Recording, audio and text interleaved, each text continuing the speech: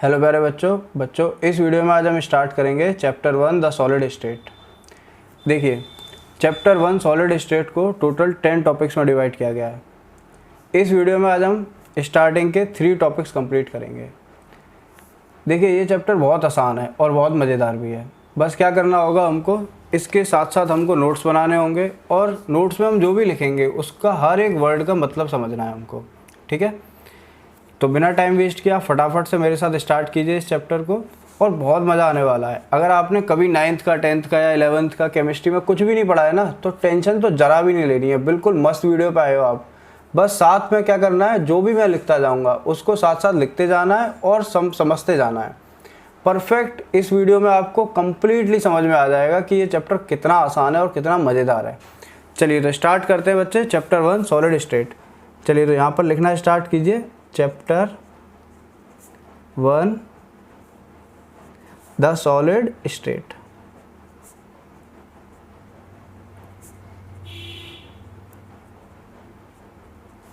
देखिए, solid state में सबसे पहले हमको फर्स्ट डेफिनेशन पढ़नी है, वो है अपनी सॉलिड्स। तो पहली डेफिनेशन हम लिखते हैं सॉलिड्स। देखो यार, बचपन से ही हमको समझाते आ रहे हैं कि अपने जो सब्सटेंस होते हैं, आसपास जितने भी सराउंडिंग में चीज़ें हैं, वो 3 प्रकार की होती हैं। सॉलिड होती है, लिक्विड होती है, गैस होती है। ठीक है, अपना जो चैप्टर है वो है सॉलिड के बारे में, तो हमें लिक्विड और गैस के बारे में बिल्कुल नहीं पढ़ना, सिर्फ सॉलिड्स के बारे में समझनी है हर चीज़। तो सबसे पहले सॉलिड की डेफिनेशन लिखते हैं बच्चे। अ solid is a collection of, और बहुत मज़ा आएगा, अ solid is a collection of.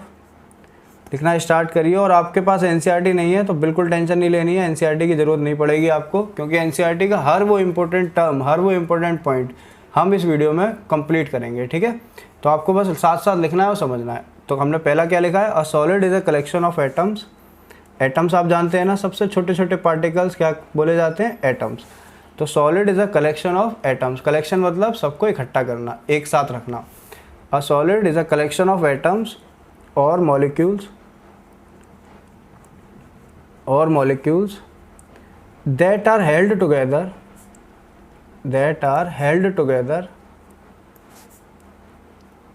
और नोट्स हम खुद से बनाएंगे तो यार बहुत मज़ा आएगा नोट्स बनाने में भी और समझने भी, है ना। तो क्या लिखा है, और solid is a collection of atoms और molecules that are held together so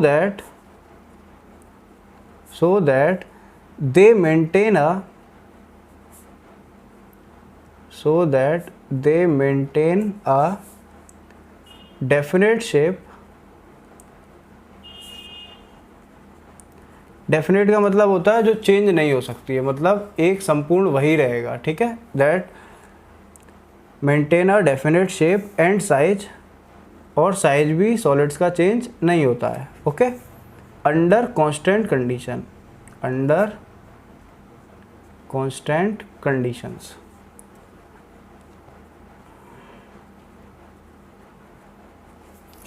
तो समझते हैं, अ सॉलिड क्या होता है, कलेक्शन ऑफ एटम्स, छोटे छोटे एटम्स होते हैं, और molecule that are held together. देखिए, एटम्स बहुत छोटे छोटे होते हैं, इनको अगर हम साथ में ऐसे हेल्ड टुगेदर मतलब एक साथ रखेंगे। ठीक है, बहुत धीरे धीरे पढ़ाने वाले हैं ताकि आपको कंसेप्ट ना बहुत अच्छे समझ में आए। So that they maintain a definite shape. ये देखिए, ये सब एक साथ इतनी पास पास रखे होते हैं कि ये जो शेप होता है इनका, शेप वो चेंज नहीं हो सकता है। क्लियर हुई बात। और साइज भी जो होगा वो चेंज नहीं होगा, अंडर कांस्टेंट कंडीशन कांस्टेंट होंगी। सर कंडीशंस क्या होती है, कंडीशन माना जैसे प्रेशर हुआ, टेम्परेचर हुआ, ये चेंज नहीं होगा। अगर आप टेम्परेचर या प्रेशर चेंज करेंगे तो ये सॉलिड का शेप और साइज भी बदल सकता है, लेकिन अंडर कांस्टेंट कंडीशन इनका ना शेप बदला है ना साइज बदलता है। तो सॉलिड होता क्या है, छोटे छोटे एटम और मॉलिक्यूल को जो साथ में रख देते हैं, इसी को हम क्या बोलते हैं, अ सॉलिड। जैसे ये देखो यार, एक पेन है या ये ढक्कन है, ये सब सॉलिड्स हैं। अब इन सॉलिड्स, इनका शेप या साइज थोड़ी बदल सकता है। क्यों नहीं बदल सकता है, क्योंकि ये कैसे होते हैं, ये हेड, इनके जो एटम होते हैं वो बहुत स्ट्रांगली एक दूसरे से कैसे होते हैं, जुड़े हुए होते हैं, हेल्ड टुगेदर। क्लियर हुई बात, आसान है ना। चलिए लिखते हैं। अब अपना जो पहला टॉपिक है वो डालते हैं।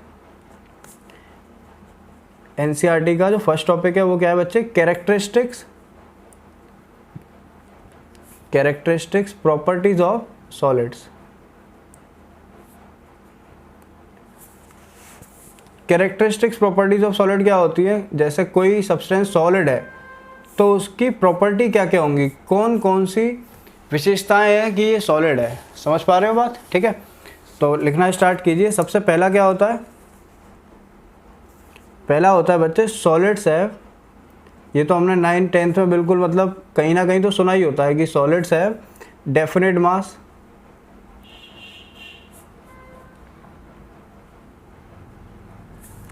Volume and shape. सॉलिड का मास, वॉल्यूम और शेप बिल्कुल डेफिनेट होता है, बिल्कुल भी चेंज नहीं हो सकता। क्लियर हुई बात। सेकंड पॉइंट लिखते हैं बच्चे, they are not compressible, they are not compressible and they are very rigid।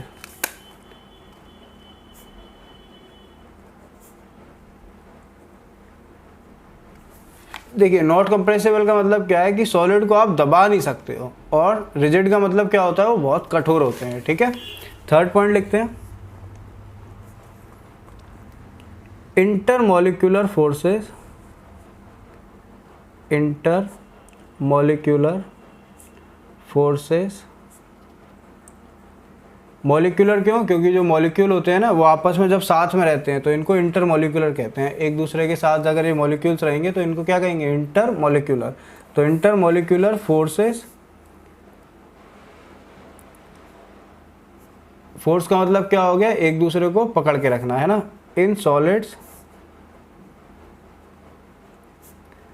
Are very strong. तो एक दूसरे को जो पकड़ के रखने वाली बच्चे जो बल होता है, फोर्स होता है, वो क्या होता है, बहुत स्ट्रॉन्ग होता है इन केस ऑफ सॉलिड, ठीक है। इसलिए ये बहुत मजबूत होते हैं।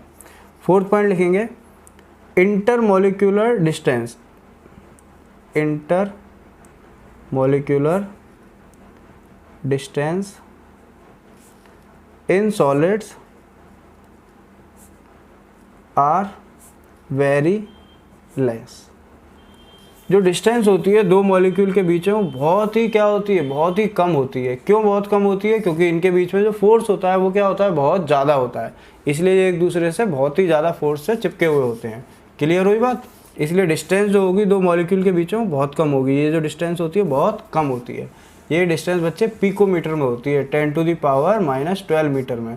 आगे हम करते जाएंगे, समझ में आएगा, ठीक है। चलिए फिफ्थ पॉइंट लिखते हैं। फिफ्थ पॉइंट इसका इंपॉर्टेंट है बच्चे, ध्यान से समझिएगा। Their constituent particles, their constituent particles. Constituent का मतलब क्या होता है, जैसे अगर ये एक सॉलिड है तो इस सॉलिड के अंदर के जो पार्टिकल्स हैं इनको हम बोलते हैं कंस्टिट्यूएंट, जिससे बना हुआ होता है। कंस्टिट्यूएंट का मतलब ये सॉलिड इन पार्टिकल से बना है तो ये इसके कॉन्स्टिट्यूएंट पार्टिकल्स हो गए, ठीक है। तो देयर कॉन्स्टिट्यूएंट पार्टिकल्स। अब कॉन्स्टिट्यूएंट पार्टिकल्स क्या क्या हो सकते हैं, एटम्स हो सकते हैं, ठीक है, या फिर मॉलिक्यूल्स हो सकते हैं, और आइंस हो सकते हैं। सॉलिड किससे बनता है, एटम से बन सकता है, मॉलिक्यूल से बन सकता है, या फिर आइन से बन सकता है। हैव डेफिनेट पोजीशंस, या फिर आप ऐसा लिख सकते हो have fixed position, have fixed position. ये समझ में आया। Their constituent particles have fixed position, कि इनके जो पार्टिकल्स होते हैं उनकी पोजीशन क्या होती है, फिक्स्ड होते हैं। मतलब ऐसा नहीं है कि ये पार्टिकल यहाँ पर है तो आपको यहाँ भी मिल सकता है, नहीं, जो पार्टिकल जहाँ है वो वहीं रहेगा, ठीक है। लेकिन इंटरेस्टिंग चीज़ क्या है बच्चे इसमें, कि their constituent particles atom molecules have fixed position but they can oscillate, they can oscillate about their mean position। देखिए ये सॉलिड का पार्टिकल तो यहीं रहेगा, लेकिन क्या हो सकता है, ये पार्टिकल इस पॉइंट पर, इस फिक्स्ड पॉइंट पर ऑसिलेट हो सकता है। मतलब ये थोड़ा इधर उधर हो सकता है, समझ रहे हो ना। ये अपनी मीन पोजीशन पे ऑसिलेट करते हैं, लेफ्ट राइट ऐसे करके। वो बहुत कम होता है। ऑसिलेशन का मतलब समझते हो, कोई चीज़ जैसे ये ढक्कन बहुत बड़ा हो गया ढक्कन, लेकिन इस ढक्कन को अगर हम छोटा समझें तो ये ऐसे ऐसे ऐसे ऐसे ऑसिलेट कर सकता है, समझ रहे हो। ये अपनी जगह नहीं छोड़ेगा, लेकिन अपनी मेन पोजीशन पे, जिस पोजीशन पे है वहाँ पर ये ऑसिलेट कर सकता है। क्लियर हुई बात। तो क्या पढ़ा हमने, कैरेक्टरिस्टिक प्रॉपर्टीज ऑफ सॉलिड। तो पहली क्या होती है कि डेफिनेट मास होता है, वॉल्यूम होती है और शेप होता है। सेकंड क्या होता है बच्चे, और वॉल्यूम का मतलब साइज भी बोल सकते हो, ठीक है, definite shape and size. They are not compressible, they are very rigid. Third क्या है, intermolecular forces in solids are very strong, जो फोर्सेस होंगे वो बहुत स्ट्रॉन्ग होंगे। फोर्थ है कि इनका डिस्टेंस कम होगा, क्योंकि फोर्स स्ट्रॉन्ग है तो डिस्टेंस तो कम ही होगा। फिफ्थ क्या है बच्चे कि their constituent particles atoms molecules और आयंस हैव फिक्स्ड पोजीशन, उनकी पोजीशन फिक्स्ड रहेगी in the solid structure, but they can oscillate about their mean position. Clear हुई इतनी बात। चलिए आगे बढ़ते हैं। अब बच्चे इंपॉर्टेंट पॉइंट आता है क्लासिफिकेशन ऑफ सॉलिड्स। तो हेडिंग डालिए क्लासिफिकेशन ऑफ सॉलिड्स। क्लासिफिकेशन का मतलब क्या होता है, विभाजित करना, मतलब डिवाइड करना, कि सॉलिड्स जो होते हैं ना उनको भी डिवाइड कर देते हैं। मतलब क्या ऐसा, मतलब ये यार देखो, जैसे सब्सटेंस होते हैं दुनिया में, मैटर कितने प्रकार के होते हैं, 3 प्रकार के बोले जाते हैं, सॉलिड, लिक्विड और गैस। तो मैटर को डिवाइड किया गया, क्लासिफाइड किया गया 3 में, सॉलिड, लिक्विड और गैस। मैटर को कितने में डिवाइड किया गया, सॉलिड, लिक्विड और गैस।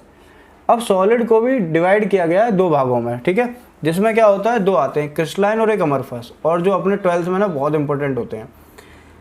तो ये होते क्यों हैं, डिवाइड कैसे होते हैं, ठीक है। तो डिवाइड होने का रीज़न क्या होता है उसको लिखते हैं हम ऑन द बेसिस ऑफ, ध्यान से समझिएगा, ये इम्पोर्टेंट यहाँ पर लिख देते हैं हम, ये इम्पोर्टेंट है अपने लिए, बहुत इम्पोर्टेंट है, क्योंकि यहीं से स्टार्ट होता है एक्चुअल में अपना सॉलिड। ये तो हमें बचपन में पहले से ही पढ़े रखे होते हैं छोटे थोड़े, है ना। चलिए तो यहाँ लिखते हैं क्लासिफिकेशन ऑफ सॉलिड। तो on the basis of order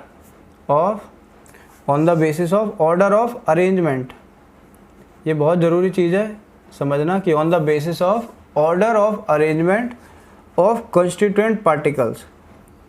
constituent particles समझ में आई ना बात, अभी समझाया था कि वो पार्टिकल जिनसे मिलके सॉलिड बना हुआ होता है उन्हें बोलते हैं constituent particles. On the basis of order of arrangement of constituent particles solids can be classified, solids, या लिख सकते हो कैन बी की जगह आर, सॉलिड्स आर क्लासिफाइड। और बच्चे हम इसमें ना सारे एनसीईआरटी के क्वेश्चन करेंगे तो मज़ा आने वाला है, बिल्कुल लेक्चर छोड़ने की ज़रूरत नहीं है, कंप्लीट पढ़ना है, ओके, बहुत मज़ेदार लेक्चर होगा। On the basis of order और arrangement of constituent particle solids are classified into 2 types. पहला कौन सा होता है, पहला होता है क्रिस्टलाइन सॉलिड, ठीक है, पहला होता है अपना क्रिस्टलाइन सॉलिड। जैसे क्रिस्टल होता है ना, क्रिस्टल बिल्कुल वही वाला वर्ड है जी, क्रिस्टलाइन सॉलिड, ठीक है। इसकी डेफिनेशन समझते हैं फिर समझ में आएगा। देखिए, और ये तो आपको समझ में आया कि सॉलिड्स जो 2 उसमें क्लासिफाइड करा गया है, 2 टाइप में क्लासिफाइड किया गया है, वो किसके बेसिस पे किया गया है, ऑर्डर ऑफ अरेंजमेंट, मतलब order of arrangement of constituent particles. इनके जो पार्टिकल्स हैं इनका जो ऑर्डर होगा, ऑर्डर मतलब क्या होता है यार, देखो बहुत एक आसान से समझ सकते हैं। जैसे मान लो एक सॉलिड ये है, ठीक है, समझिएगा, उसके बाद हम लिखते हैं एक सॉलिड ये है। अब यहाँ पर आप देखोगे कि ये बिल्कुल परफेक्टली क्या है कि 5 5 5 5, तो जो ऑर्डर है वो बिल्कुल सेम है, ठीक है। तो इसको अगर हमने बोल दिया एक सॉलिड ए, इसको हमने क्या बोला बच्चे, सॉलिड ए, और ऐसे ही एक सॉलिड हम यहाँ बनाते हैं, ठीक है। अब यहाँ तो 5 हो गए, अब दूसरे वाले में मान लो 1 2 3 हो गए, ठीक है, और वो 3 भी क्या है, थोड़े थोड़े दूर दूर हो गए। जैसे यहाँ पर बिल्कुल बराबर बराबर पे हैं, लेकिन यहाँ पर क्या हो गए, थोड़े दूर दूर हो गए। और थर्ड वाला ऐसा हो गया, मान लो ये ऐसे चले गए, ये फिर ऐसे चले गए, ठीक है। तो इनका कोई अरेंजमेंट नहीं है ना, कोई भी एक अरेंजमेंट नहीं है। जैसे यहाँ पर एक परफेक्ट अरेंजमेंट है, इक्वल डिस्टेंस है और बिल्कुल इक्वल नंबर के लगे हुए हैं लाइन में, लेकिन यहाँ पर वो अरेंजमेंट नहीं है। तो बच्चे ये जो सॉलिड्स होंगे, अरेंजमेंट वो ऑर्डर होगा, इसका ऑर्डर परफेक्ट है और इसका ऑर्डर इम्परफेक्ट है।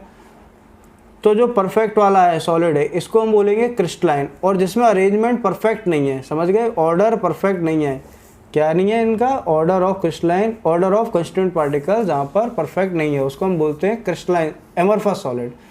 जिसमें परफेक्ट होगा ऑर्डर वो होगा क्रिस्टलाइन, और जिसमें इम्परफेक्ट होगा वो क्या होगा, वो क्या होगा बच्चे, वो होगा एमरफस सॉलिड। क्लियर हुई। तो पहले हम पढ़ेंगे क्रिस्टलाइन सॉलिड के बारे में। तो क्रिस्टलाइन सॉलिड क्या होते हैं, इसमें लिखिए द सब्सटेंस या फिर द सॉलिड्स, ठीक है, द सब्सटेंस भी लिख सकते हो, द सब्सटेंस। देखिए सब्सटेंस भी लिख सकते हैं या बच्चे सॉलिड्स भी लिख सकते हैं इसकी जगह। क्लियर हो गई बात? यहाँ पर ऐसे स्लैश लगा के आप सॉलिड्स भी लिख सकते हैं, द सब्सटेंस या फिर the solids whose constituent particles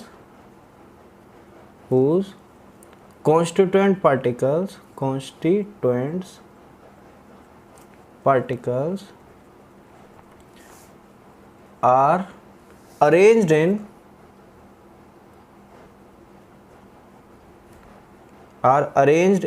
a definite, इस लाइन पर ध्यान दीजिएगा, are arranged in a definite geometric pattern, ठीक है, in the three dimensional space, in the three dimensional space, पहले लिख लीजिए उसके बाद समझ में आएगा। in the three dimensional space are called crystalline solids. देखिए बच्चे, अभी आपको समझाया था ना कि जो सॉलिड्स होते हैं वो दो तरीके से क्लासिफाइड होते हैं, अमरफस और क्रिस्टलाइन।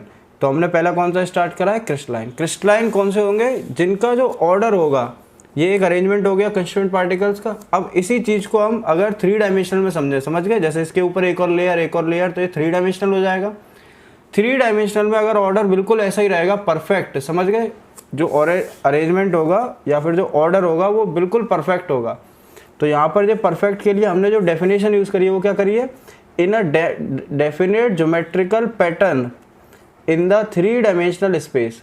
डेफिनेट ज्योमेट्रिकल पैटर्न होना चाहिए। ज्योमेट्रिकल पैटर्न मतलब ये जो एक पैटर्न बनाएगा वो डेफिनेट होना चाहिए बच्चे, ठीक है, थ्री डायमेंशनल स्पेस में। उसको हम बोलेंगे क्रिस्टलाइन सॉलिड। मतलब समझ गए ना परफेक्ट, कि बिल्कुल भी इधर उधर नहीं होगा इसका एक भी पार्टिकल, सारे जैसे ये लगे हुए हैं इस वाले स्पेस पे, बिल्कुल ऐसे ही थ्री डायमेंशन में ये सारे लगे होंगे, ठीक है। तो इसको हम बोलेंगे क्रिस्टलाइन सॉलिड। और जहाँ पर इम्परफेक्ट होगा उसको हम बोलेंगे अमरफस सॉलिड। चलिए तो अमरफस की डेफिनेशन लिखते हैं, नोट कीजिए, लिखिए अमरफस सॉलिड।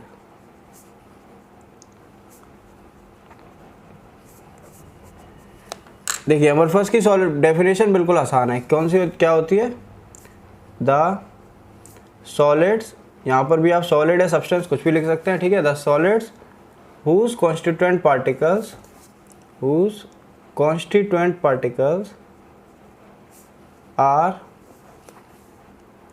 not arranged, वहाँ पर क्या था? अरेंज थे, are not arranged in a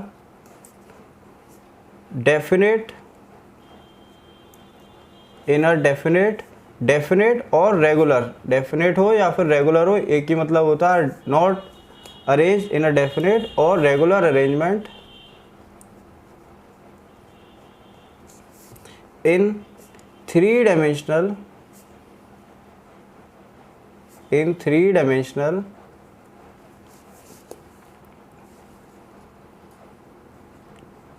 geometrical pattern are called amorphous solid।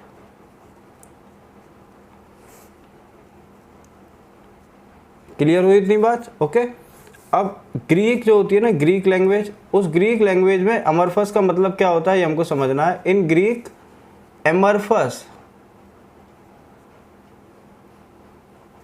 amorphous means no form। मतलब समझे कि क्रिस्टलाइन की क्या होती है? एक फॉर्म होती है, लेकिन अमरफस की फॉर्म नहीं होती है। वो क्या होते हैं? पहले तो एक अरेंजमेंट में होते हैं और फिर बिगड़ जाते हैं। जैसे यहाँ पर था ना कि ये देखिए, छोटे से रेंज में यहाँ पर तो ये क्या थे? ये बिल्कुल अरेंज थे, लेकिन यहाँ पर क्या हो गया? फिर ये बिगड़ गए, फिर आगे जाके ये और बिगड़ गए। समझ में आई बात? तो ये अगर बिल्कुल परफेक्ट रहेंगे तो क्रिस्टलाइन, और अगर ये परफेक्ट नहीं होगा इनका अरेंजमेंट तो ये क्या हो जाएंगे बच्चे? Amorphous solid. चलिए, एक क्वेश्चन जो हमेशा आता है, एक क्वेश्चन के तौर पे जो हमेशा आता है, जो हमको पता होना चाहिए, वो क्या होता है? इम्पोर्टेंट है। डिफरेंस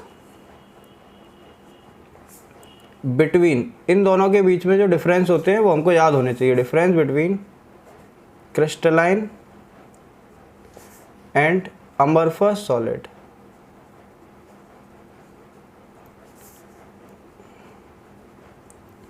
चलिए एक एक करके डिफरेंस हम अच्छे से समझेंगे। पहला डिफरेंस क्या होता है, पहले यहाँ पर आप लिख लेंगे ऐसे करके क्रिस्टलाइन सॉलिड, इस तरफ हम लिखेंगे क्रिस्टलाइन के बारे में, और इधर हम लिखेंगे अमरफस के बारे में, कि जो चीज़ क्रिस्टलाइन में होती है वो अमरफस में नहीं होती है। ठीक है,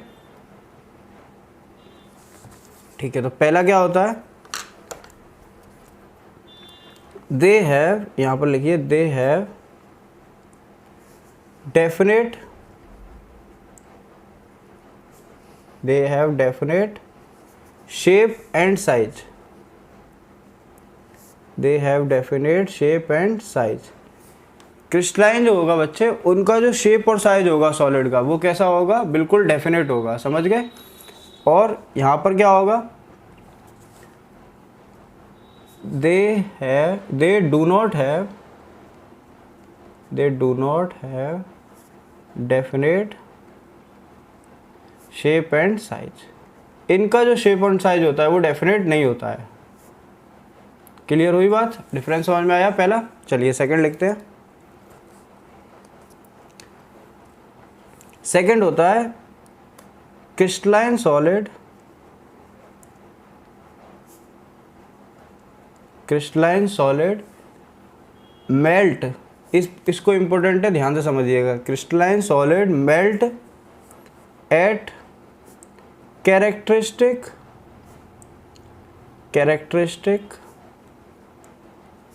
और एट शार्प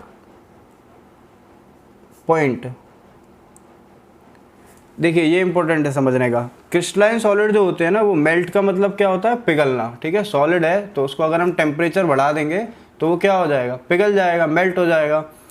तो ये इनका जो मेल्टिंग पॉइंट होता है या फिर जो मेल्ट होते हैं वो शार्प और कैरेक्टरिस्टिक्स होता है।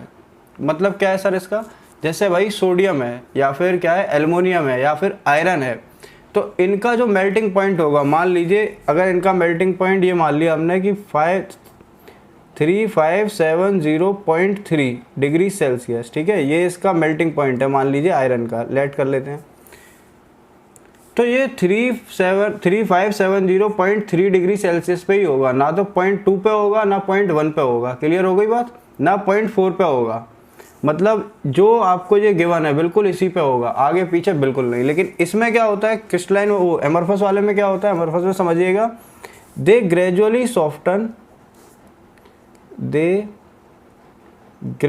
Soften over a range of temperature, they gradually soften over a range of temperature। अब जैसे ये हो गया क्रिस्टलाइन का आयरन है ना, क्योंकि ये हो गया आयरन एग्जांपल हो गया क्रिस्टलाइन का। और एमरफस का एक एग्जांपल मान लेते हैं, एमरफस होता है जैसे ग्लास या फिर मान लेते हैं रबर, इसके एग्जांपल होते हैं, है ना। ग्लास और रबर है, इसका अगर टेम्परेचर हमको ऐसे दे रखा है कि ये भाई 300 डिग्री सेल्सियस पे होगा। ठीक है, तो हो सकता है कि 300 से पहले ही, मतलब 298 299 पे ही ये क्या हो जाए, पिघलना स्टार्ट हो जाए। ऐसा यहाँ नहीं होता, ये 0.3 भी है तो 0.3 पे ही होगा। लेकिन ये जो होते हैं ये सॉफ्ट हो जाते हैं इसी पर, मतलब ये इसी पर पिघल जाते हैं। और ऐसा भी हो सकता है कि 301 पे भी पिघले। क्लियर हो गई बात, कि इनका जो मेल्टिंग पॉइंट होता है वो कैरेक्टरिस्टिक्स, मतलब जो दिया गया है, और शार्प होगा। लेकिन इसमें ऐसा नहीं होगा, ये रेंज ऑफ टेम्परेचर पे क्या हो जाएंगे, सॉफ्ट हो जाएंगे। समझे। चलिए थर्ड पॉइंट लिखते हैं बच्चे। थर्ड क्या है अपना, दे है, क्रिस्टलाइन की बात कर रहे हैं, दे है definite and characteristics heat of fusion. Heat of fusion का मतलब क्या होता है कि अगर हम किसी सॉलिड को क्या करेंगे, मतलब जलाएंगे तो उसमें से हीट निकलेगी। ठीक है, तो इसमें जो हीट निकलेगी वो बिल्कुल परफेक्ट होगी। मतलब कि अगर वहाँ पर जैसे यहाँ पर ये मेल्टिंग पॉइंट वाला समझे थे ना, तो ऐसे अगर इसकी हीट ऑफ फ्यूज़न मान लो डेल्टा एच 40 किलो जूल दे रखी है, ठीक है, पर मोल। तो अगर आप 1 मोल को जलाने के लिए इतनी हीट यूज़ करते हैं, ठीक है, तो ये बिल्कुल चेंज नहीं होगी, ना तो 3345 होगी, ना तो 3341 होगी, क्लियर हो गई, ना तो 3335 होगी, ना 3339 होगी, आगे पीछे नहीं होगी। तो इसकी जो होगी लेटेंट हीट ऑफ फ्यूज़न या हीट ऑफ फ्यूज़न वो क्या होगी, डेफिनेट होगी और कैरेक्टरिस्टिक होगी, जो भी हमें गिवन होगी ना उतनी ही होगी, क्लियर हो गई बात। चलिए, लेकिन इसमें क्या होता है, इसमें ऐसा नहीं होता। यहाँ पर लिखते हैं दे डू नॉट हैव, देखिए स्टार्टिंग के लिए बहुत आसान है, they do not have definite, they do not have definite heat of fusion, इनकी हीट ऑफ फ्यूज़न डेफिनेट नहीं होती है, क्लियर हो गई बात। चलिए 4th पॉइंट लिखते हैं। 4th पॉइंट सबसे ज़रूरी पॉइंट है इसका, they are anisotropic in nature. ये जो वर्ड है एन आइसोट्रोपिक, इसको हमें समझना है अच्छे से। They are anisotropic in nature, they are anisotropic in nature. Anisotropic क्या होता है, एन आइसोट्रोपिक जो वर्ड है इसका मतलब होता है एन आइसोट्रोपिक प्रॉपर्टीज है। सर एन आइसोट्रोपिक प्रॉपर्टी क्या होती है, देखो यार, एन आइसोट्रोपिक प्रॉपर्टी के लिए हमें एनसीईआरटी दिखाते हैं, थोड़ी सी समझिएगा।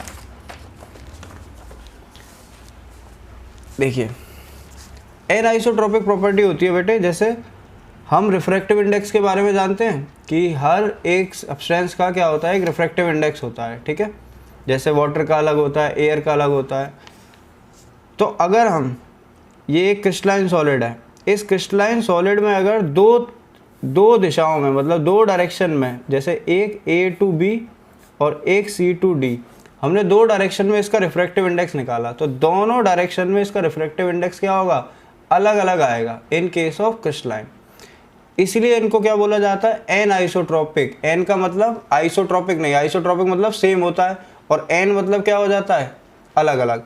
तो मतलब समझ गए ना, सेम नहीं होगा, डिफरेंट होगा। तो एन आइसोट्रोपिक मतलब क्या हो गया कि अगर 2 डायरेक्शन में इसका रिफ्रैक्टिव इंडेक्स कैलकुलेट किया जाए तो दोनों में क्या होगा, अलग अलग होगा। वो क्यों होगा, क्योंकि देखिए परफेक्ट है इसका ये अरेंजमेंट।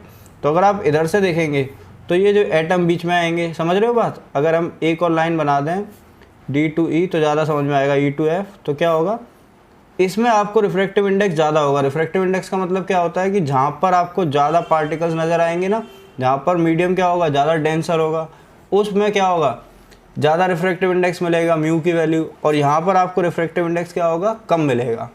तो ये एन आइसोट्रोपिक होते हैं।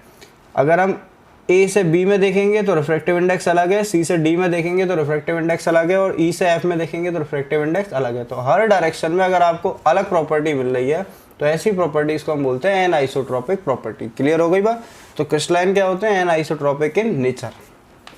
चलिए, तो यहाँ पर हमने लिखा कि they are anisotropic in nature, और हम बोल सकते हैं यहाँ पर साइड में लिख सकते हैं different direction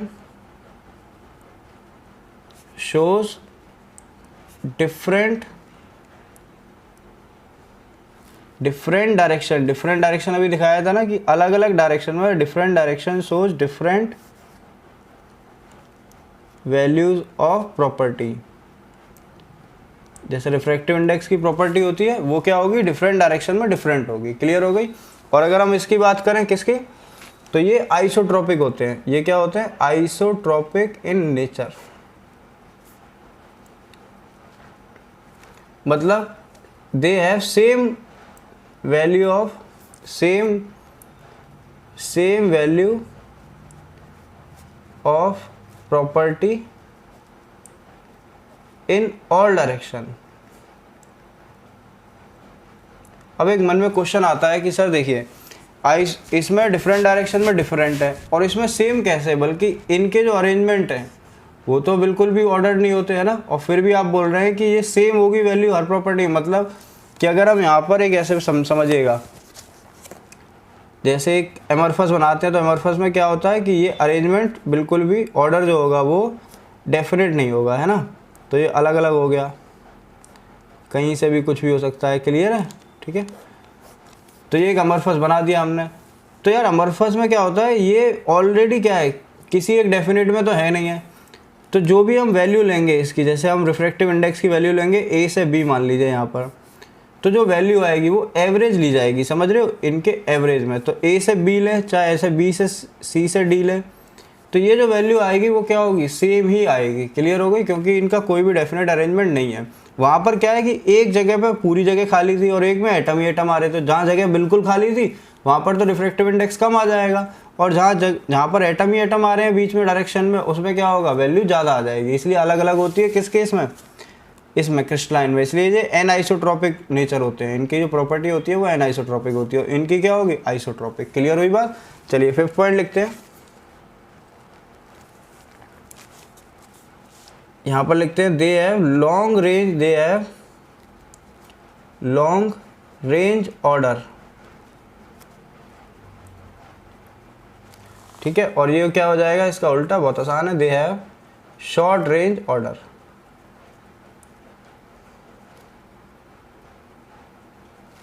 long range order का मतलब क्या है कि जिनके जो पार्टिकल्स होंगे, कंस्टिट्यूएंट पार्टिकल, उनका जो ऑर्डर होगा वो बिल्कुल फिक्स होगा एक लॉन्ग रेंज तक।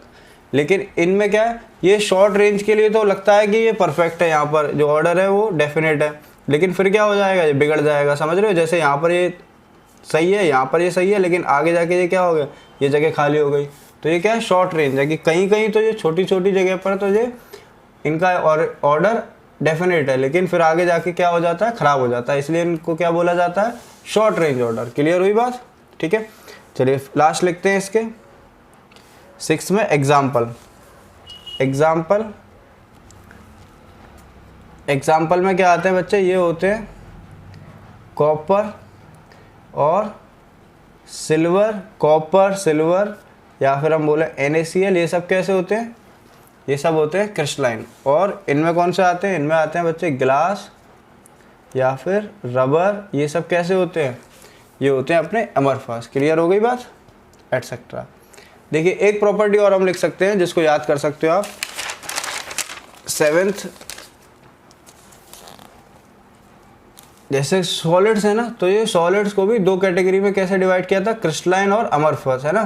तो क्रिस्टलाइन को हम ट्रू सॉलिड बोलते हैं, कि बिल्कुल ट्रू सॉलिड होते हैं क्रिस्टलाइन सॉलिड, मतलब बिल्कुल मजबूत, बिल्कुल हार्ड। क्लियर हो गई बात। और ये कैसे होते हैं, ये स्यूडो सॉलिड होते हैं। स्यूडो मतलब सॉलिड जैसे होते हैं, वैसे स्यूडो का मतलब होता है सच्चा नहीं होता, मतलब झूठा बोला जाता है। तो ये सॉलिड तो है लेकिन झूठे सॉलिड हैं, समझ गए, बस लगते हैं सॉलिड जैसे पर होते नहीं हैं, लेकिन ये माने गए हैं कि ये सॉलिड्स ही हैं, इसलिए इनको क्या बोला गया, स्यूडो सॉलिड्स। तो दे आर स्यूडो सॉलिड्स और सुपर कूल्ड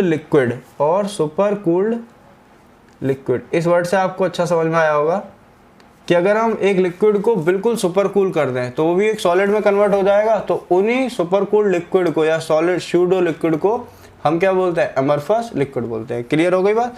चलिए तो ये डिफरेंस अपने खत्म हो गए। अब एक लास्ट लिखते हैं यहाँ पर, सम यूजेस ऑफ, देखिए ये क्वेश्चन आता है, some uses of amorphous solid.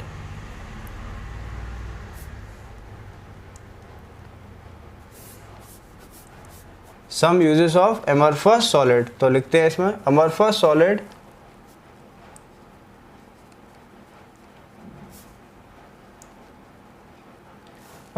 Solid such as glass, और साथ साथ लिखेंगे तभी अच्छा समझ में आएगा आपके, बिल्कुल भी गड़बड़ी नहीं करनी कि कुछ लिखा और कुछ नहीं लिखा। ठीक है, तो लिखिए amorphous solids are glass, rubber,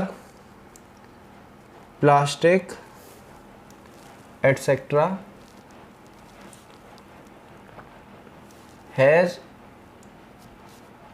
has very useful, are very useful etc. are very useful in our daily life।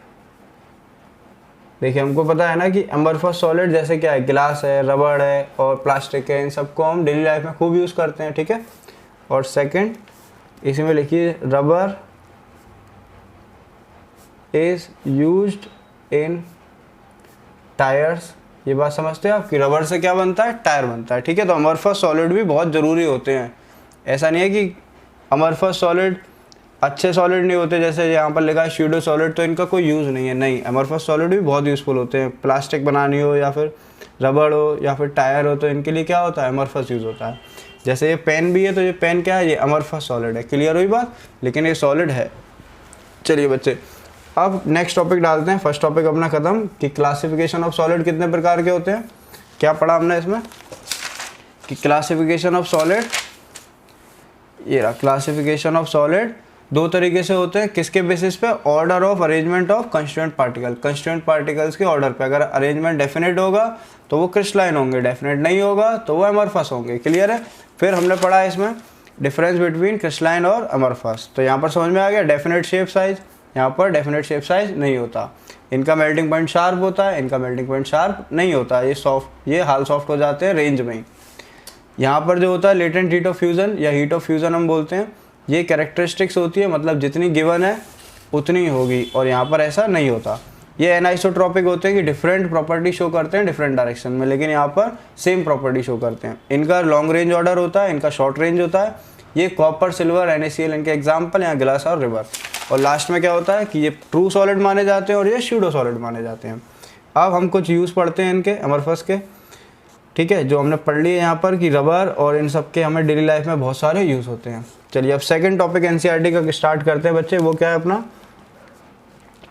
Classification of crystalline solid. जैसे सॉलिड्स को दो भागों में तोड़ा गया है, क्रिस्टलाइन और अमरफस। अब क्रिस्टलाइन सॉलिड जो है, क्रिस्टलाइन सॉलिड जो डेफिनेट है, समझ गए, इस क्रिस्टलाइन सॉलिड को भी 4 पार्ट्स में डिवाइड किया गया है। ठीक है, जिसमें से कौन कौन से पार्ट होते हैं लिखिए। पहले किस बेसिस पर इनको डिवाइड किया गया है वो लिखते हैं। जैसे उनको किस बेसिस पर किया गया था, ऑर्डर ऑफ अरेंजमेंट पर। तो इनको किस पर किया गया बच्चे, लिखना स्टार्ट करिए। ऑन द बेसिस ऑफ, इस चीज को समझिएगा क्योंकि इसके हम क्वेश्चन करेंगे NCERT से। On the basis of nature of, ये वर्ड लिखिए, intermolecular forces. On the basis of nature of intermolecular forces operating in crystalline solid, they are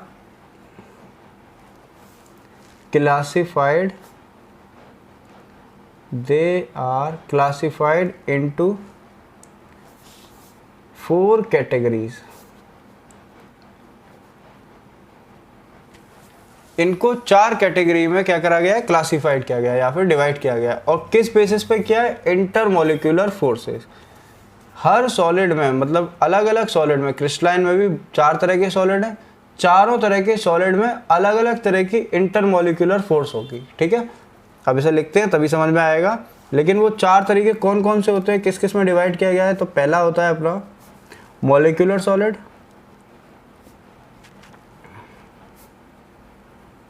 पहला है अपना मॉलिक्यूलर सॉलिड।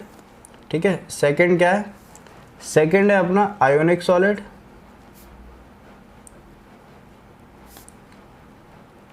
थर्ड लिखिए, थर्ड है मेटेलिक सॉलिड। और फोर्थ आता है अपना कोवेलेंट और नेटवर्क सॉलिड। ठीक है, क्लियर हुई बात। कितने तरह से होते हैं, 4 तरह से। अब इन चारों को हमें पढ़ना है डिटेल में। तो पहला कौन सा है, मॉलिक्यूलर सॉलिड। तो फर्स्ट लिखते हैं molecular solid.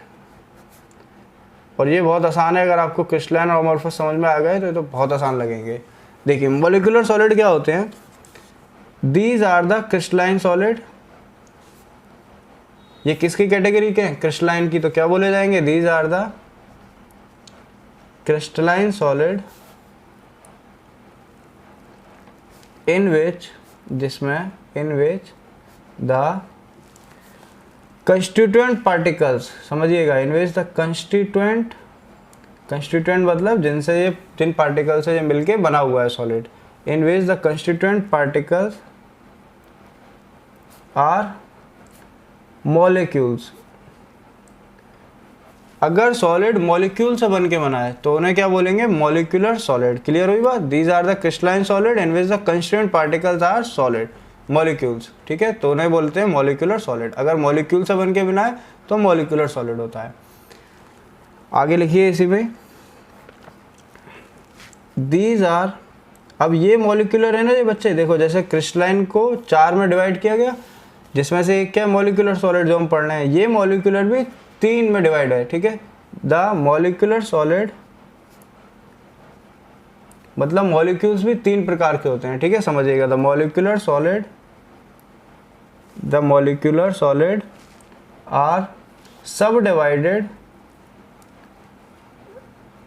Divided into 3 parts या into 3 categories,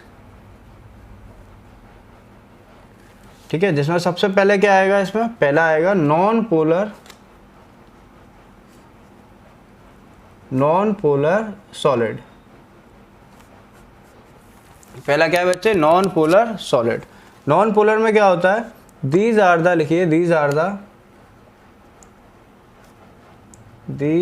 the crystalline solid, these are the crystalline solid in which constituent particles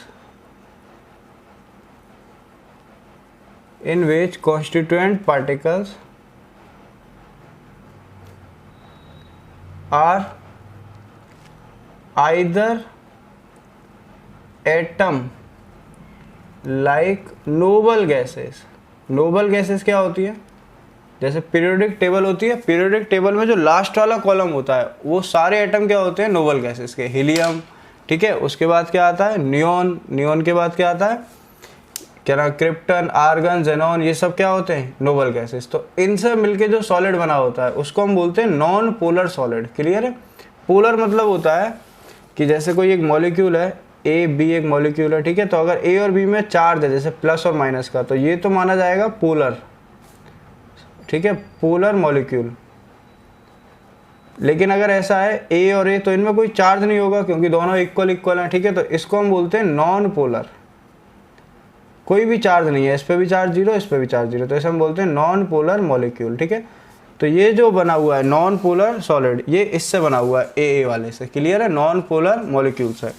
तो इनसे बनने वाले सॉलिड को हम बोलते हैं non polar solid. These are the crystalline solid in which constituent particles are, क्या होंगे, atom like noble gases. Clear हो गई बात। और नॉन पोलर एटम्स, इन्हीं को हम क्या बोल सकते हैं, नॉन पोलर एटम्स, ठीक है। एग्जाम्पल, सॉलिड में हीलियम, सॉलिड हीलियम आपने नहीं देखा होगा लैब में, या फिर अभी तक सुना नहीं होगा कभी, क्योंकि हीलियम हमने गैस सुनी है, लेकिन सॉलिड हीलियम भी होता है, ठीक है। या फिर solid argon,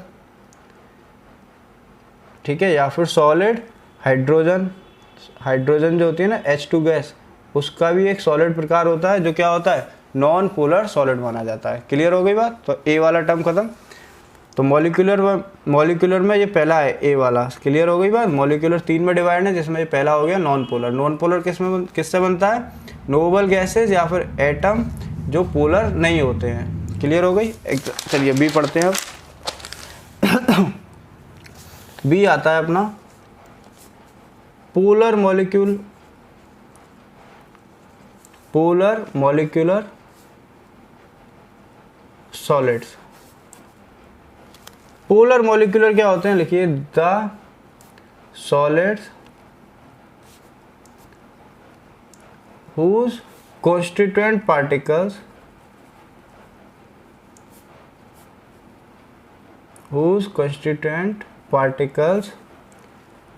are polar in nature।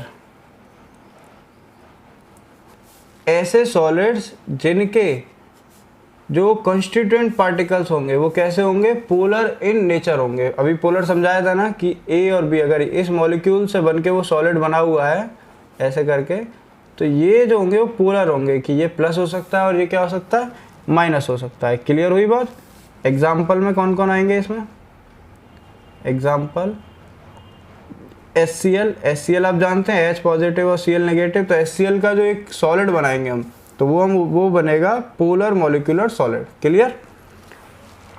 या फिर SO2 में भी क्या हो जाएगा, एक पॉजिटिव और एक नेगेटिव। क्लियर हुई बात? ठीक है। And solid NH3। अब ये एग्जांपल क्यों लिए हैं NH3 वाला, क्योंकि ऐसे एग्जांपल अपने NCERT बुक के हिसाब से जो हम क्वेश्चन करेंगे ना, उसके बेसिस पे हमने सारे एग्जांपल लिए हैं। ठीक है। तो NH3 में भी क्या होगा, ये N क्या हो जाएगा, नेगेटिव, और H क्या हो जाएगा, पॉजिटिव। तो ये क्या हो जाएगा, एक पोलर सॉलिड हो जाएगा, पोलर मॉलिक्यूलर सॉलिड। क्लियर? चलिए थर्ड लिखिए। थर्ड है हाइड्रोजन बॉन्डेड मॉलिक्यूलर सॉलिड। एक पोलर, एक नॉन पोलर, और लास्ट होता है हाइड्रोजन बॉन्डेड। हाइड्रोजन बॉन्डेड मतलब जिसमें हाइड्रोजन बॉन्डिंग होती है। हाइड्रोजन बॉन्डिंग कभी नहीं सुनी हो तो कोई टेंशन नहीं, बस लिखिए। यहाँ पर होता है मॉलिक्यूल्स ऑफ सॉलिड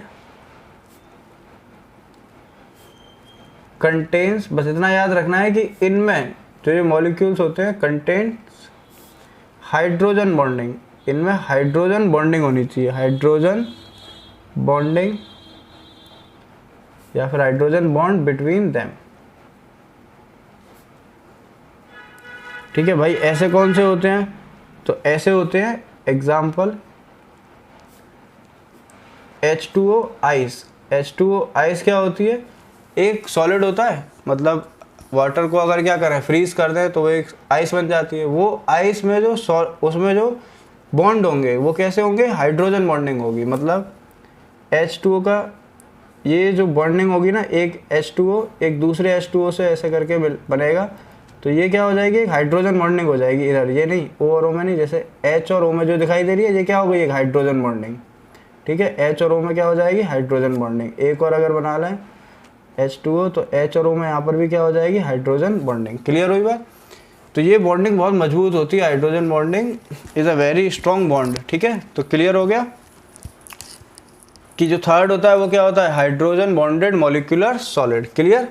चलिए, तो ये मॉलिक्यूलर में तीन होते हैं, समझ में आ गए तीनों। पहला होता है नॉन पोलर, जो नोबल गैसेस से बना होता है। फिर होता है पोलर, जो क्या होता है, पोलर एटम से बना होता है। और सी होता है हाइड्रोजन बॉन्डेड वाला, जिसमें हाइड्रोजन बॉन्डिंग होगी। अब हम सेकंड पढ़ते हैं, ये तीनों खत्म, सेकंड पढ़ते हैं आयोनिक सॉलिड। इसके बारे में हमने खूब पढ़ा होता है अभी तक, आयोनिक में जिसमें आयंस प्रेजेंट होते हैं ना। चलिए इसकी डेफिनेशन लिखते हैं। आयोनिक सॉलिड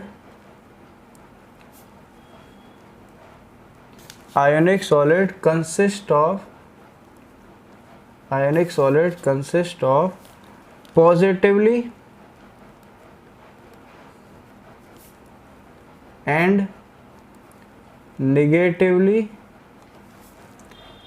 charged ions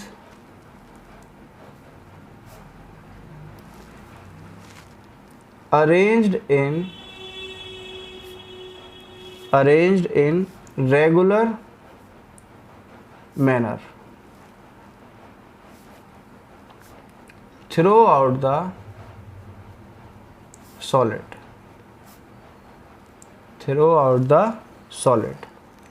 ठीक है। आगे लिखिए, ions are held together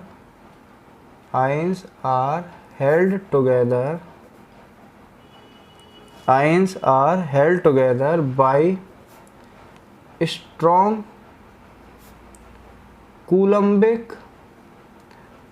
Coulombic अपने चैप्टर 1 फिजिक्स में कूलम फोर्स पढ़ाया है ना, कि एक पॉजिटिव और एक नेगेटिव के बीच में क्या होती है, एक पॉजिटिव और नेगेटिव के बीच में एक इलेक्ट्रोस्टैटिक अट्रैक्शन होता है ना। तो वो अट्रैक्शन कौन सी फोर्स मानी जाती है, कूलम फोर्स मानी जाती है। ठीक है। या फिर पॉजिटिव के बीच में नेगेटिव होता है। तो आइंस भी पॉजिटिव नेगेटिव होते हैं। तो आइंस में जो पॉजिटिव और नेगेटिव होते हैं वो स्ट्रॉन्ग कूलम फोर्स से क्या होते हैं, जुड़े हुए होते हैं। तो ions are held together by strong coulombic. ठीक है, कूलम्बिक, या फिर उस चैप्टर का नाम भी लिख सकते हो electrostatic.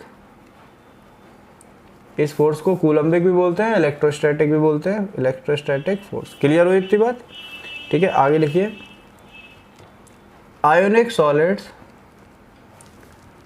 Ionic solids are very hard.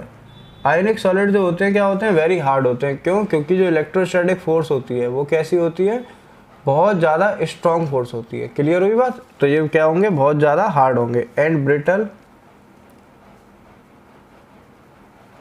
Brittle मतलब क्या होता है, जो चमकते हैं, ठीक है। And have high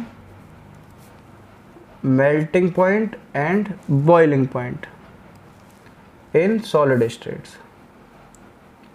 ionic solid के मेल्टिंग पॉइंट और बॉइलिंग पॉइंट क्या होंगे, बहुत हाई होते हैं, ठीक है, इन सॉलिड स्टेट। क्लियर हुई इतनी बात? चलिए आगे लिखिए। These are insulator, these are insulator. ये कैसे होते हैं, इंसुलेटर होते हैं, ठीक है। ये कैसे होते हैं, इंसुलेटर, मतलब इसमें इलेक्ट्रिसिटी कंडक्ट नहीं होती है, इसमें सिर्फ इलेक्ट्रॉन फ्री नहीं हो पाते हैं, ठीक है। हाउएवर, हाउएवर मतलब लेकिन, हाउएवर दे आर कंडक्टर, ये कंडक्टर हो सकते हैं in molten state. However they are conductor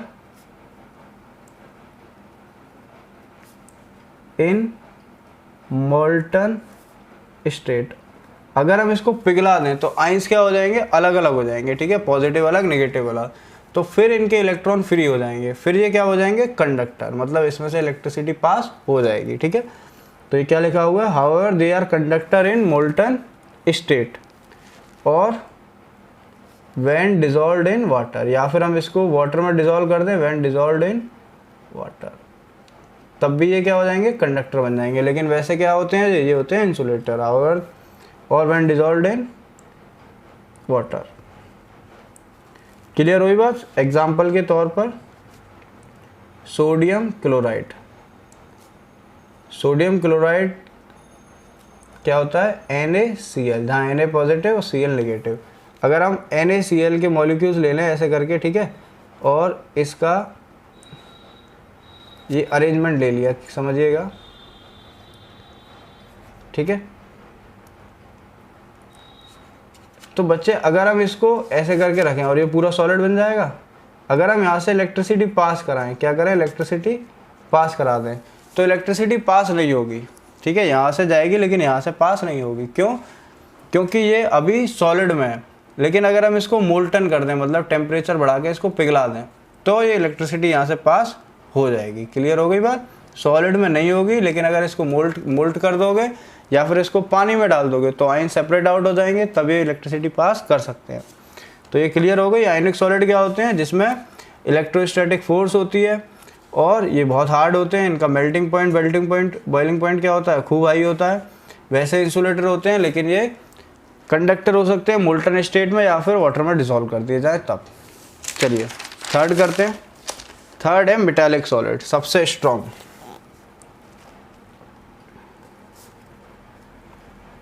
third लिखते हैं metallic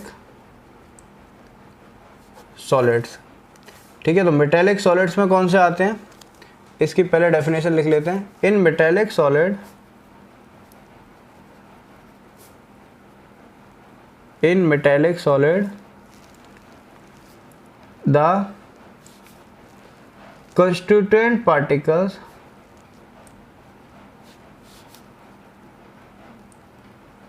in metallic solid, the constituent particles are positive ions,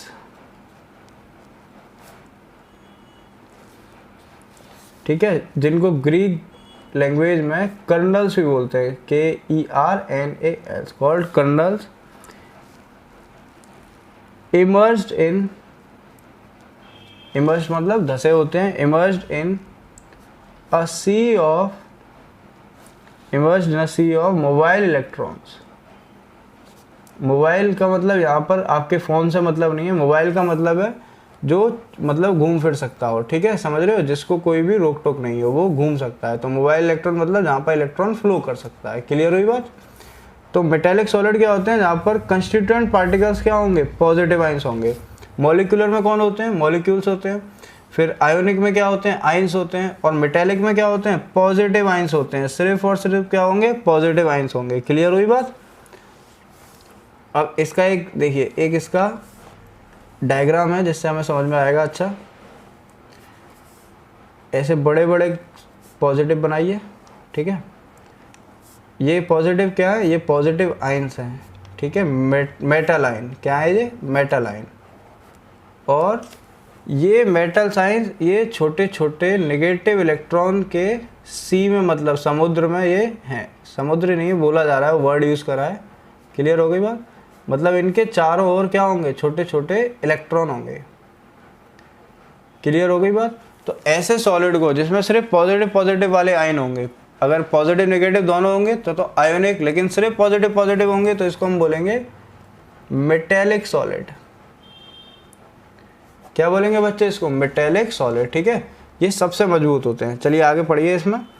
the free electrons, ये जो फ्री इलेक्ट्रॉन्स है ना, ये फ्री इलेक्ट्रॉन्स, ये इलेक्ट्रॉन्स है ना, negative electron. The free electrons जो होंगे इसके, the free electrons are responsible for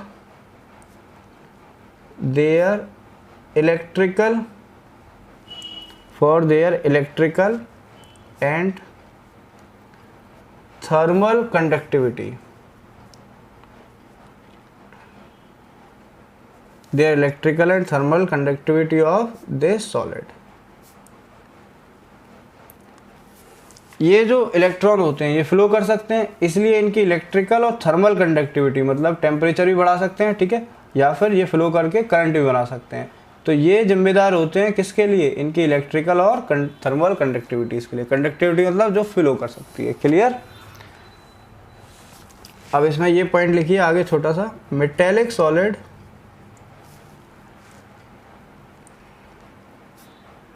are soft as well as hard. कुछ मेटेलिक सॉलिड क्या होते हैं, सॉफ्ट होते हैं, और कुछ क्या होते हैं, बहुत हार्ड होते हैं, ठीक है।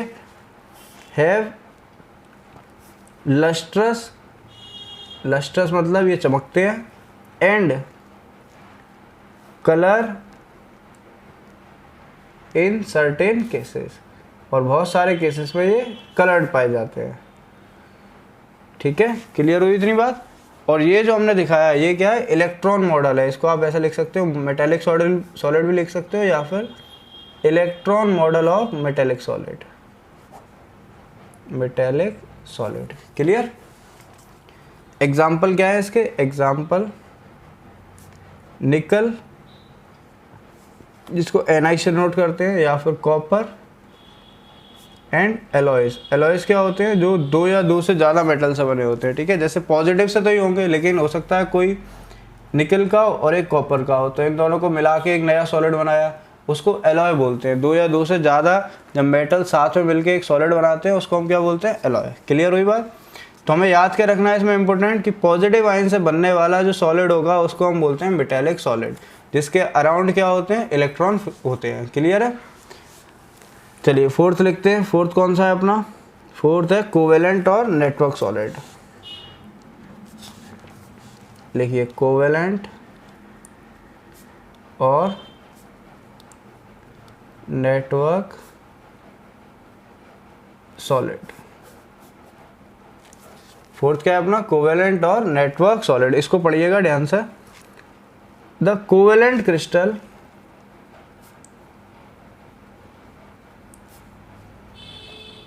the covalent crystal, the constituent particles are non-metals atom, are of non-metals atoms। इसमें क्या था, मेटल सिर्फ पॉजिटिव वाले थे, इसमें क्या होता है, नॉन मेटल एटम्स होते हैं, ठीक है। Which are linked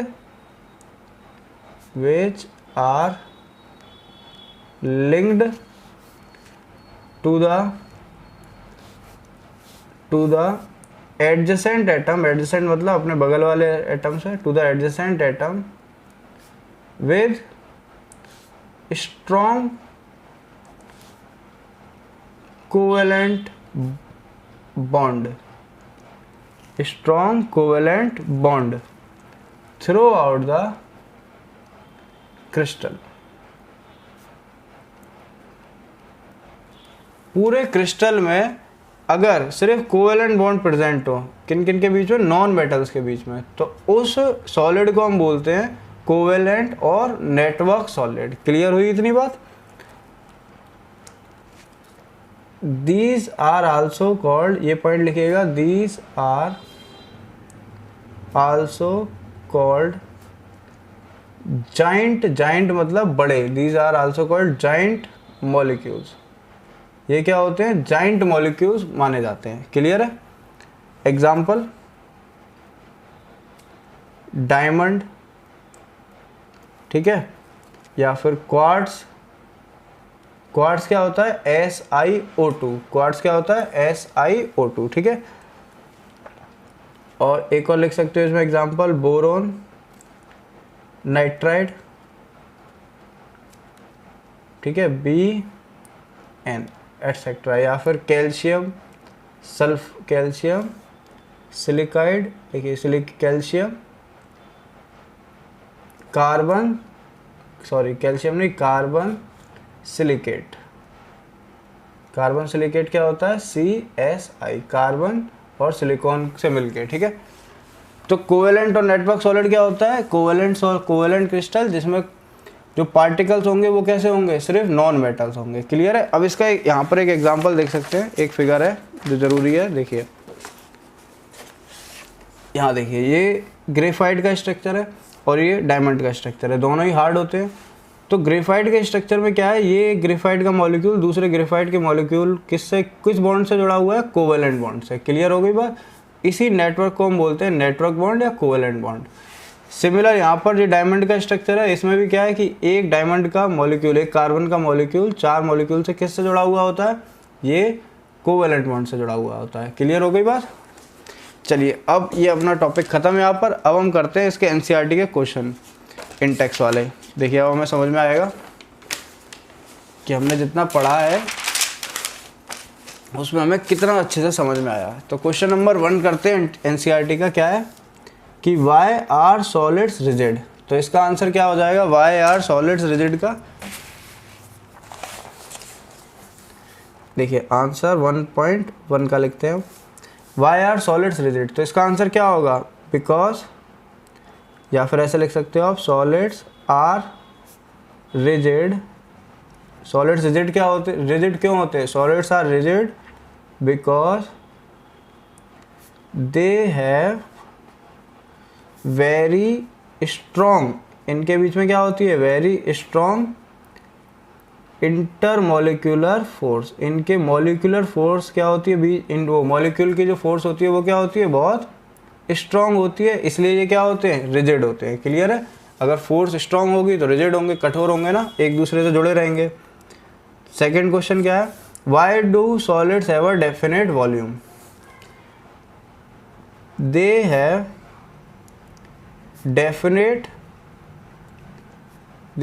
definite arrangement of constituent particles।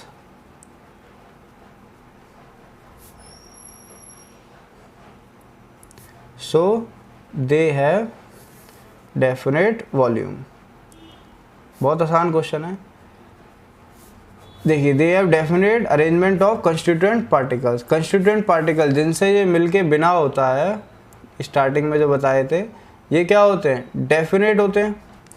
ठीक है, इनका अरेंजमेंट डेफिनेट होता है, तो ये इधर उधर तो जा नहीं सकते, इसलिए इनका वॉल्यूम भी कैसा होगा? फिक्स होगा। क्लियर है? या फिर डेफिनेट होगा। क्लियर हो गई बात? चलिए क्वेश्चन नंबर 1.3 आता है, classify the following as amorphous और क्रिस्टलाइन। तो इसमें हमें एग्जाम्पल दे रखे हैं यहाँ पर कि कौन सा एमरफस है और कौन सा क्रिस्टलाइन है। एमरफस कौन से होते हैं? जिसका अरेंजमेंट क्लियर नहीं होता, समझ गए, ऑर्डर नहीं होता, और क्रिस्टलाइन जिसका ऑर्डर क्या होता, अरेंजमेंट ऑर्डर्ड में होता है।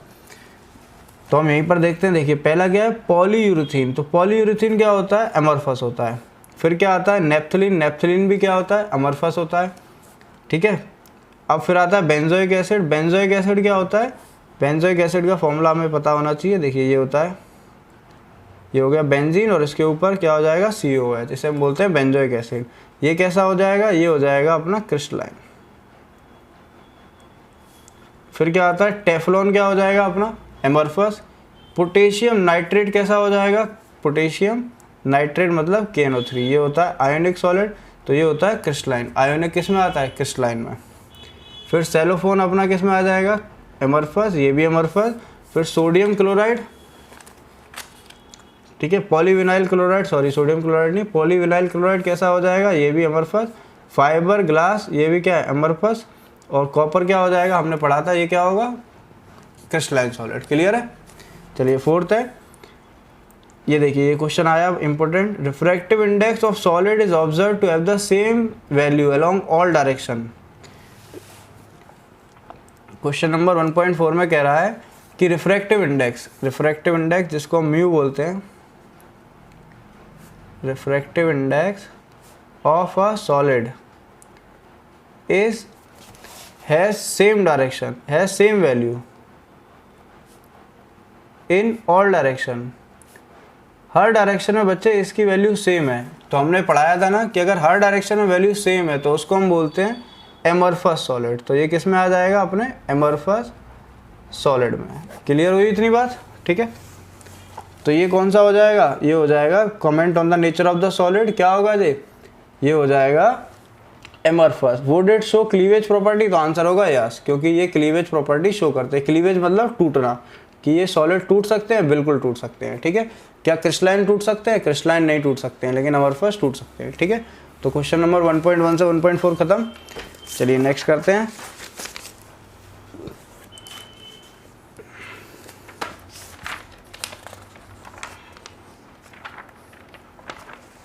चलिए क्वेश्चन नंबर 1.6 वाला है। 1.6 वाला क्वेश्चन अच्छा है, हो सकता है ये एग्जाम में आ सकते हैं, मतलब क्वेश्चन इंपॉर्टेंट है। देखिए इसमें हमें करना है classify the following solids in the different categories based on the nature of intermolecular forces operating in them. ये हमें दे रखा है potassium sulphate, tin, benzene, urea, ammonia, ठीक है, और वाटर, जिंक सल्फाइड, ग्रेफाइड। तो ये सब अलग अलग प्रकार के सॉलिड हैं। हमें ये बताना है कि ये कौन कौन से होते हैं। ये मतलब क्रिस्टलाइन तो होंगे, लेकिन क्रिस्टलाइन में भी कौन से होंगे, पोलर वाले, नॉन पोलर वाले, समझ गए, या मेटेलिक सॉलिड। तो एक एक करके समझते हैं। पहला क्या है, पोटेशियम सल्फेट। तो 1.6 का सबसे पहला है पोटेशियम सल्फेट। तो पोटेशियम सल्फेट क्या होता है, देखो पोटेशियम सल्फेट होता है, पोटेशियम मतलब K और सल्फेट मतलब SO4, तो K2SO4। अब ये हो गया पॉजिटिव, ये हो गया नेगेटिव, तो इसको हम बोलेंगे आयोनिक सॉलिड। ये कैसा हो जाएगा, आयोनिक सॉलिड। क्लियर हुई। सेकंड आता है टिन। टिन मतलब SN। सेकंड क्या है अपना, टिन। टिन हो जाएगा SN। SN क्या होता है बच्चे, SN में जो हम मेटेलिक सॉलिड पढ़े थे ना, ये इसका स्ट्रक्चर ऐसा होता है, SN positive, SN positive, SN positive. तो ये क्या माना जाएगा, मेटेलिक सॉलिड। क्लियर हो गया। थर्ड क्या है, बेंजीन। बेंजीन कैसा होता है, देखिए धीरे धीरे स्टार्ट करेंगे ना, तो मतलब जैसे भी क्लास 12th का ये फर्स्ट लेक्चर है, तो धीरे धीरे हम सब सीख जाएंगे। टिन का ये सब हमें बिल्कुल अच्छे से याद हो जाएंगे। बेंजीन होता है अपना C6H6, ठीक है, और C6H6 अपना इस तरीके से बनाया जाता है। ये होता है C, और यहाँ पर होते हैं H, ठीक है। तो इसमें कोई भी पॉजिटिव नेगेटिव नहीं होता। अगर पॉजिटिव नेगेटिव नहीं होता तो इन्हें क्या मानेंगे, नॉन पोलर सॉलिड। क्या हो जाएंगे ये, नॉन पोलर क्रिस्टलाइन सॉलिड, या नॉन पोलर सॉलिड भी बोल सकते हैं। फिर आता है यूरिया। यूरिया क्या होता है, CONH2 का होल ट्वाइस। CONH2 का होल ट्वाइस। यहाँ पर क्या हो जाएगा, ये CO पॉजिटिव और ये नेगेटिव, ठीक है। तो ये पॉजिटिव नेगेटिव वाला क्या हो जाएगा, अपना पोलर सॉलिड। क्लियर हो गई बात। फिर आता है अमोनिया। अमोनिया कैसा होता है, अमोनिया तो हमने एग्जाम्पल में भी लिखाया था ना। अमोनिया कैसा होता है, ये होता है, देखिए अमोनिया एग्जाम्पल में लिखाया था ना, किस एग्जाम्पल में लिखाया था, अगर आपने नोट्स बनाए हैं तो ढूंढिए। ये रहा, अमोनिया क्या होता है, पोलर मॉलिक्यूल, ठीक है। ये हो जाएगा पोलर मॉलिक्यूलर सॉलिड। फिर 6 आता है, 6 क्या है अपना वाटर। वाटर कैसा होता है, हाइड्रोजन बॉन्डेड। वाटर में क्या लिखेंगे आप, हाइड्रोजन बॉन्डेड सॉलिड, ठीक है। फिर आता है जिंक सल्फाइड ZnS। ZnS क्या हो जाएगा, पॉजिटिव नेगेटिव, तो ये हो जाएगा अपना आयोनिक सॉलिड। फिर आता है 7th, कौन सा है ये, ग्रेफाइट। ग्रेफाइट क्या हो जाएगा, कोवेलेंट और नेटवर्क। रुबेडियम क्या हो जाएगा, रुबेडियम हो जाएगा अपना मेटेलिक सॉलिड। आर्गन क्या हो जाएगा, नॉन पोलर सॉलिड। और सिलिकॉन कार्बाइड मतलब SiC, ठीक है, जिसको हमने कार्बन सिलिकेट बोला था उसको हम सिलिकॉन कार्बाइड बोलते हैं। क्या हो जाएगा ये, कोवेलेंट और नेटवर्क सॉलिड। क्लियर हो गई बात। अब आता है क्वेश्चन नंबर 1.7। 1.7 क्या है, a solid A is a very high electrical insulator in solid as well as in molten state and melt at extremely high temperature. What type of solid is it?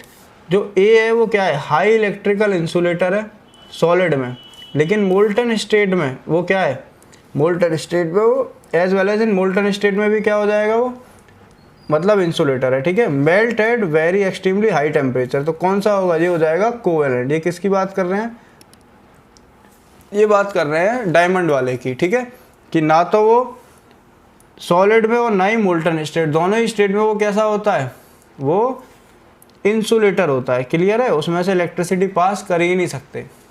फिर है question number 1.8, ionic solid conduct electricity in molten state but not in solid state. Ionic solid जो होते हैं वो electricity molten state में तो conduct कर सकते हैं लेकिन उसमें नहीं कर सकते हैं। क्यों ऐसा, because in solid state the ions or electrons are not free to move but in molten state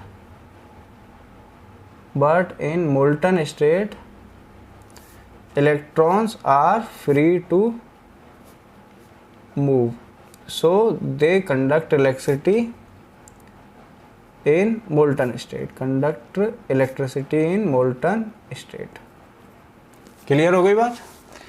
fourth क्या है, what type of solids are electrical conductors malleable and ductile. कौन से होते हैं जो इलेक्ट्रिकल कंडक्टर्स होते हैं, मेलिएबल्स होते हैं और डक्टाइल्स होते हैं। कौन से होते हैं, मेटालिक सॉलिड।